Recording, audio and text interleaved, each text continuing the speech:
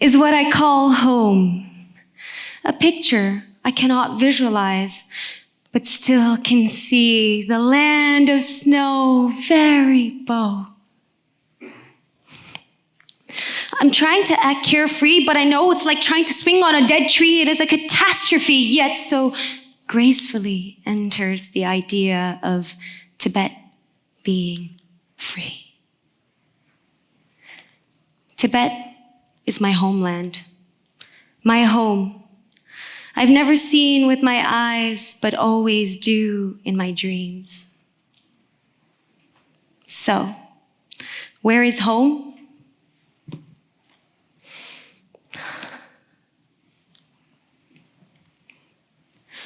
Where is home when the connection to our lands have been severed by the colonial body known as the Chinese Communist Party?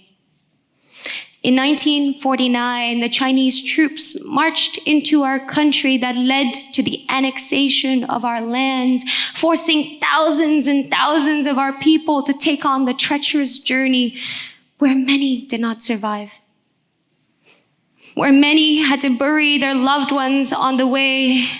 But for the ones that did survive, it marked the beginning of our community's journey in exile, where Tibetans came together to make sure that we took care of each other. Our communities in exile, we hoped would be a short stay, but our time away from our home still continues. The struggles of our people includes being road workers, sweater sellers in the middle of the street, becoming farmers, and even serving the Indian Tutu army, all while living in refugee settlement camps, finding a way to not only survive, but thrive in our new communities and our new shared environments.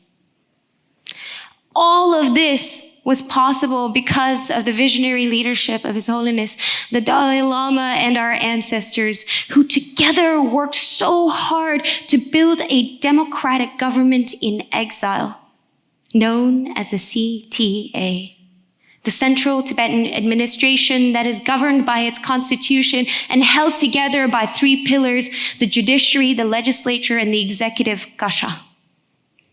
Today, the CTA enables us to practice our democratic right to elect our leader, Sikyong, the official leader of the Tibetans, every 5 years across 30 free countries. Now that's what I call democracy in action without borders. Yet, in every corner of the world, Tibetans are reminded of how we have been denied our connection to our land, to our people, and our identity. And hence, everywhere we go, our mere existence becomes resistance. We come together, no matter what we're doing, we live our complex lives, but there's always another truth that is lingering at the back of our heads, and that is life inside of Tibet, where the Tibetan plateau is melting 3 times faster than the rest of the world, where Tibetan nomads, millions of them, have been displaced from their natural habitat into colonial blocks that are concrete. Right now, as I speak, Lhasa, the capital city of Tibet, is entering over a 50-day lockdown with China's zero COVID policies, where people have been in forced quarantine, even if you're not positive, and being starved. People have risked their lives to send me text messages and folks in exile videos for you to be able to see, for the international community to respond to their calls to action and for support. Yes, COVID lockdowns are happening all around the world, but when they're in addition to constant surveillance, when 80% of your children are being forced or coerced into colonial state-run boarding schools, children as young as 3 years old who are not able to return home. In addition to that, we've heard of millions of Tibetans being forced to give their DNA and blood samples. That is genocide. It is intentional erasure of our identity and our people. Despite all of this turmoil and hardships, Tibetans inside of Tibet continue to rise. One of the ways is Lakar, a homegrown movement that began inside of Tibet as a means to preserve their culture by eating, speaking, wearing, supporting Tibetan local businesses every Wednesday, because that's the auspicious day of His Holiness the Dalai Lama in a week. Now, Lakar has spread into exile all across the world, where we too eat, speak, wear Tibetan, and also dance Tibetan Gorshe. That is the spirit of solidarity. If Tibetans inside of Tibet can do that, why shouldn't we? Lakar is just one example of how we thrive, thanks to the work of our ancestors who thought about us and sacrificed all that they did. Now, it's our turn.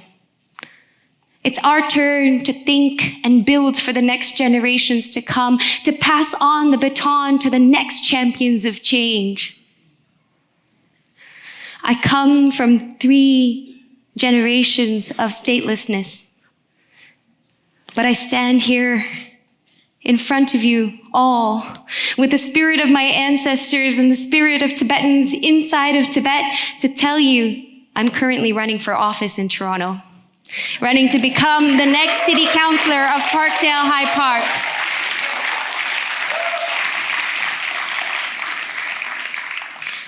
Millions of causes and conditions had to come together for this moment to fruition, just like how our liberations are interdependent.